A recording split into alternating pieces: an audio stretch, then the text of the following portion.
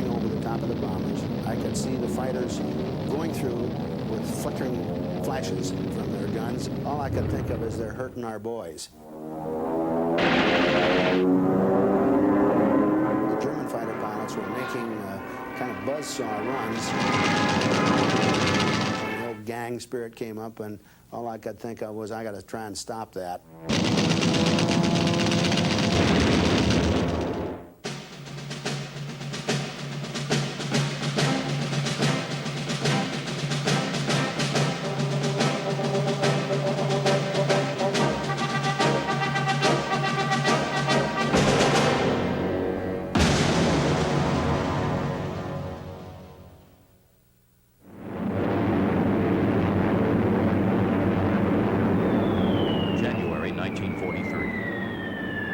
Unleash a new kind of air war, round-the-clock bombing, aimed at crippling Germany's ability to fight.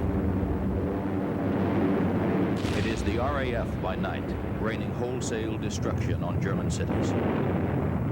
And the U.S. by day, launching precision attacks against industrial and military targets. For American bomber crews, the strategy proves deadly. The bombers were very vulnerable in daylight bombing. Clayton Gross, 6 kills, one of hundreds of green American fighter pilots sent to England to protect the bombers on their dangerous daytime missions. They were given a target deep in enemy territory, and they had to maintain a straight and level course. The enemy fighters were able to pick and choose the areas where they could attack, and the bombers' losses were tremendous.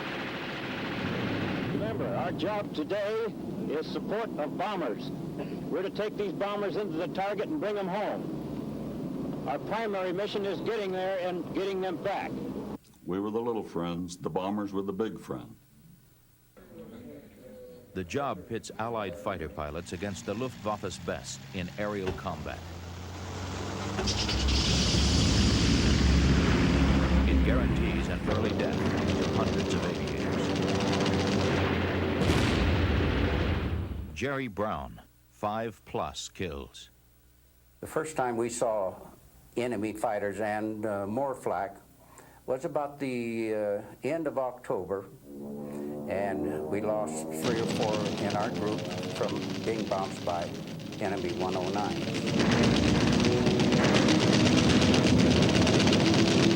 That taught us a good lesson as to what we were going to be up against, because there was only about a half a dozen of them, and they tied up a whole group of fighters. I think generally, everybody in the group was like me, scared to death, of course, to start with. Bud Mahurin arrives in England with the 56th Fighter Group to fly the massive P-47 Thunderbolt. The pilots affectionately call their fighter the Jug. Others call it the 7-ton milk bottle. When we first landed our P-47s at a Royal Air Force base, the RAF pilots came out and said, "You guys better go home with those trucks, you'll never survive." And so it was kind of a terrifying experience. The critical need for fighter escorts is driven home during one of the first daylight raids deep inside Germany. On October the 14th, 1943, a day 8th Bomber Command will remember as Black Thursday. More than 300 American heavy bombers set a course for the critical ball bearing works at Schweinfurt. Allied fighters, unable to match the long range of the bombers, are forced to turn back before reaching the target.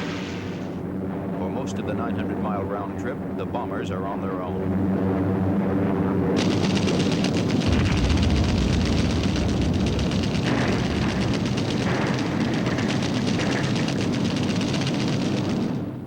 Walter Beckham, 18 kills.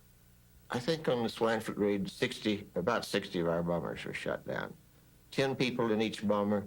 So lo and behold, there's 600 people. Almost nobody ever got back to England.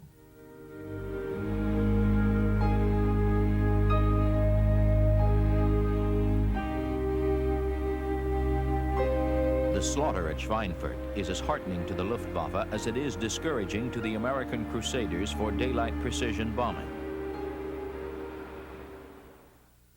Johannes Mackie Steinhoff, Luftwaffe, 176 kills. The Americans stopped bombing for 3 weeks.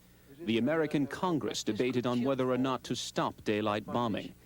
The Americans had lost 800 personnel. Our belief was we could stop the bombing and bring an end to the pulverization of German cities.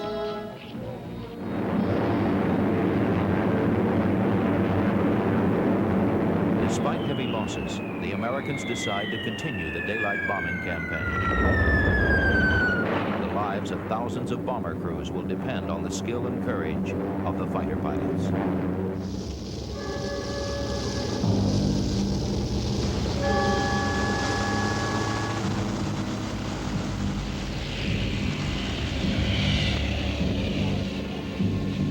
When you see them come home shot up, people that you know are injured and whatnot, then the camaraderie comes in. Then you realize that you're really protecting lives and you got a mission to do, and the best thing to do is to do it the best you can.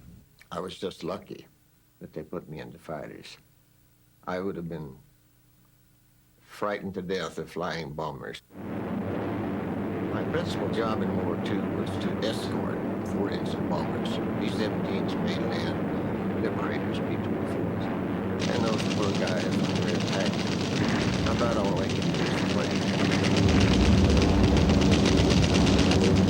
When we saw them coming back, it was quite heart-rending. Douglas Benham, Royal Air Force, 11+ kills. These flying fortresses were showing signs of very heavy damage, not being able to keep up with their formation, straggling back and losing height. Perhaps sent 2 Spitfires to look after each straggler, while the rest of us would stay with the main force. Occasionally, bomber crews get the chance to thank their escorts in person. Just last week, one of my boys, speaking of all the Spitfires, came up to me and he said, "Colonel, there's only one thing wrong with the Spitfires." Well, what's that? But he said, "They don't fly close enough for me to kiss them."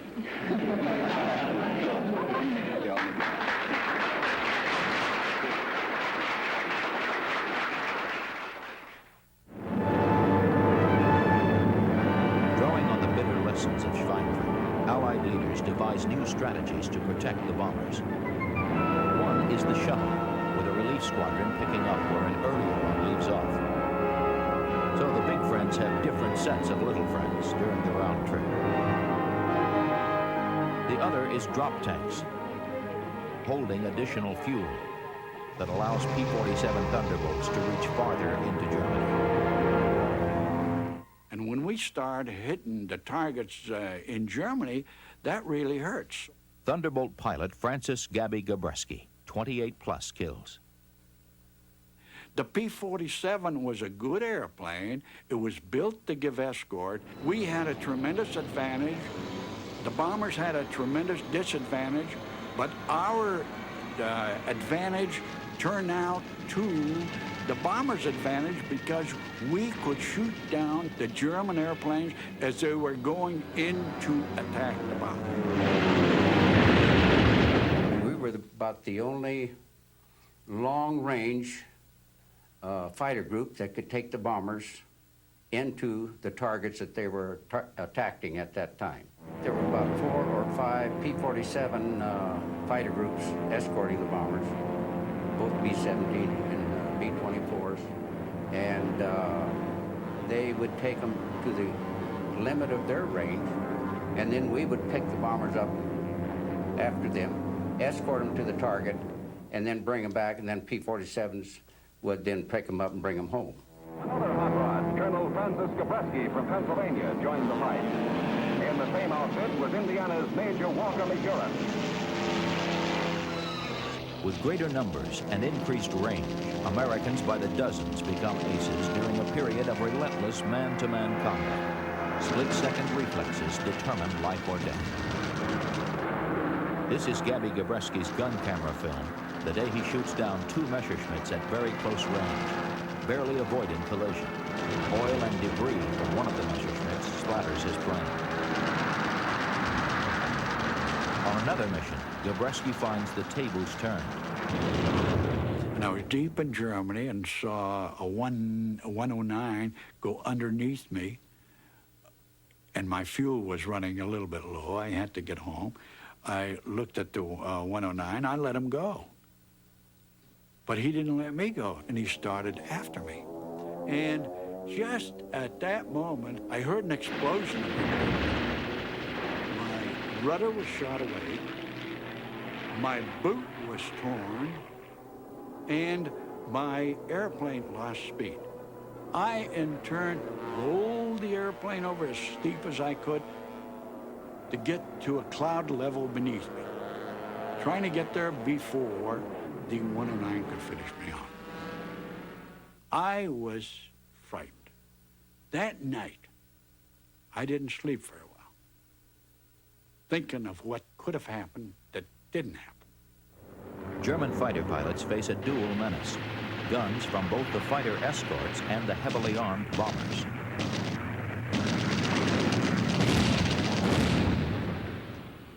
Fritz Loskite, Luftwaffe, 68 kills. Wenn Sie in einer Viermotorigen fliegen, da schießen auf einer... Think about fighting the four-engine bombers. They had 4 machine guns in the tail, 4 machine guns on top, 4 machine guns on both sides. That's 3 times 4 machine guns, 12 machine guns, all firing at one fighter. Then you've got 3 neighboring aircraft, each with a dozen machine guns. That's 36 guns shooting at you. You don't see anything but tracers. At the beginning of 1944, American strategic air power becomes awesome. A new aircraft is introduced that will change the outcome of the war, the P-51 Mustang. We got the P-51 Mustang, which had this extraordinary performance and this enormous range. 8.5 hours we used to fly in that plane. James Goodson, 15 kills.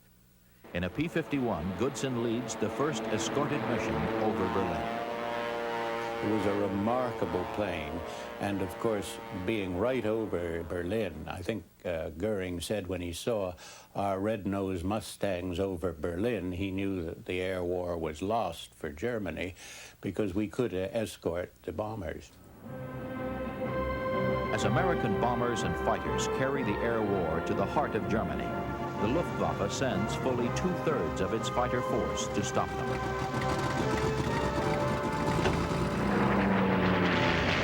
In the skies over Germany, the stage is set for bloody conflict.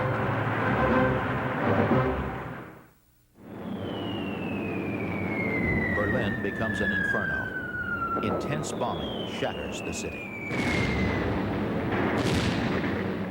While vicious dogfights rage overhead. Many aces will be born in these battles, and many will die. Jack Ilfrey, 8 kills. We got jumped by what we estimate a 50 to 60 gaggle of German fighters. I had a real good shot at an ME-109, and he burst into flames.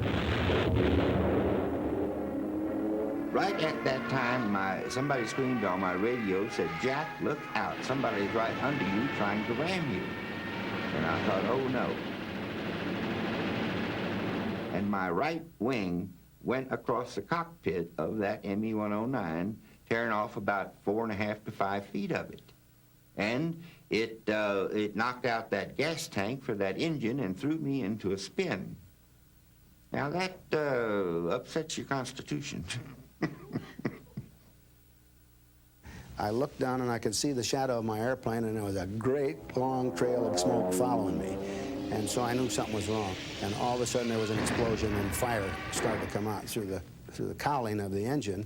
And at the same time, the group leader called and said, "Watch it, boy, you're on fire." And as the last word I heard was fire as I was going over the side, and of course went over the side and bailed out. Even among pilots lucky enough to make it home, the daily struggle for survival takes its toll. At the end of a mission, whatever, I was always dead tired. I'd get back home and park the airplane, and I'd feel like lying down on the concrete. It's nervous exhaustion. I'm sure it's tension. Between missions, a rare chance for young fighter pilots to relieve tension and blow off steam.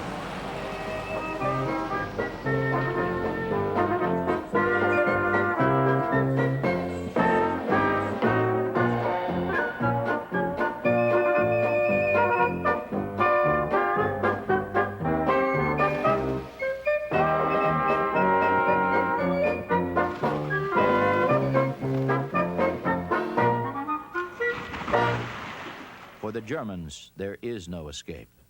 Hinzu kommt, dass es den The Begriff Americans didn't know what burnt out meant.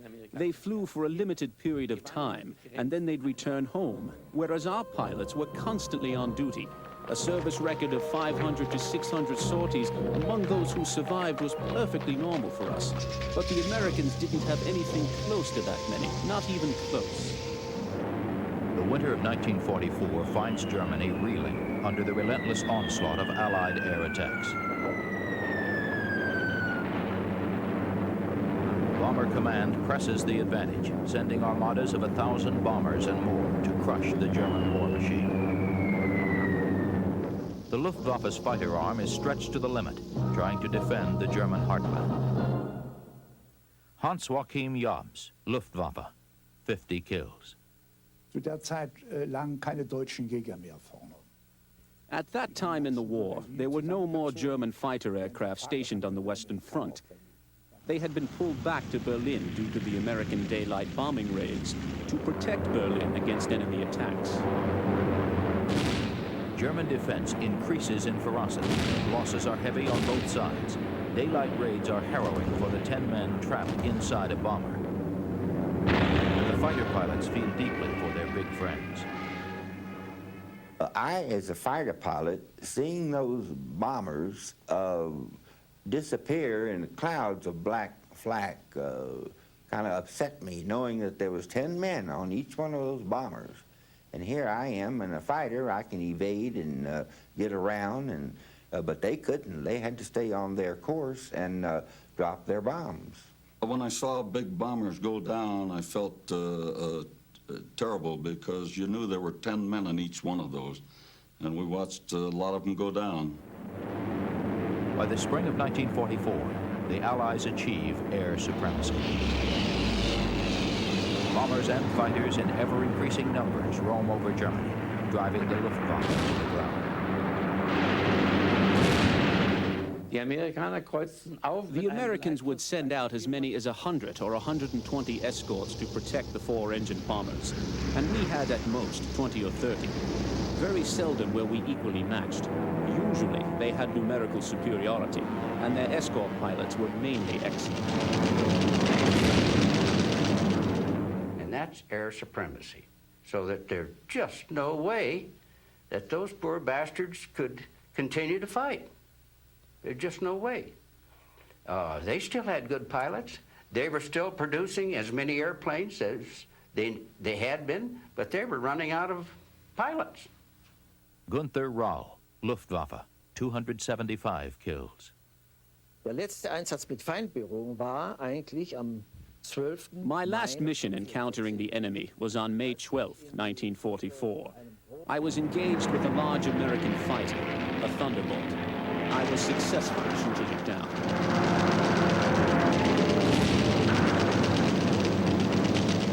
Then I was chased from a height of 8,000 meters. My plane was totally shot up. My thumb was shot off, and I had to get out. This was my last encounter. General Adolf Galland, Luftwaffe, 104 kills. Göring so überworfen war über die Einsätze in der There Reichsverteidigung. came a time when Göring was expressing himself about the alleged lack of bravery of German fighter pilots. He cursed the fighter pilots and claimed that they didn't deserve their decorations.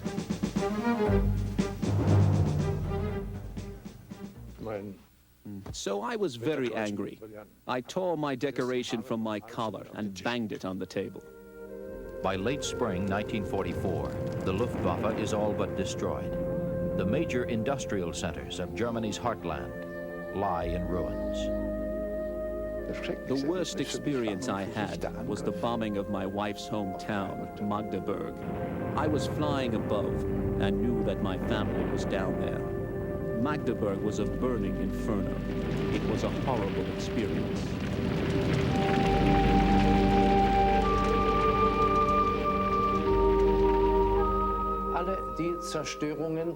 I saw the destruction of German cities and realized that with this much devastation on the ground, then Germany could never prevail and win the war. I realized that we were fighting only to postpone the end of the war, but a victory was now unthinkable.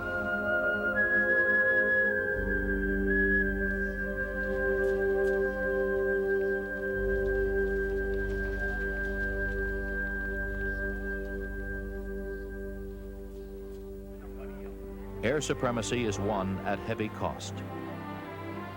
40,000 Allied airmen die in combat over Europe. The big friends and their long-range little friends will continue their furious assault until Hitler's once feared and mighty Third Reich becomes a wasteland.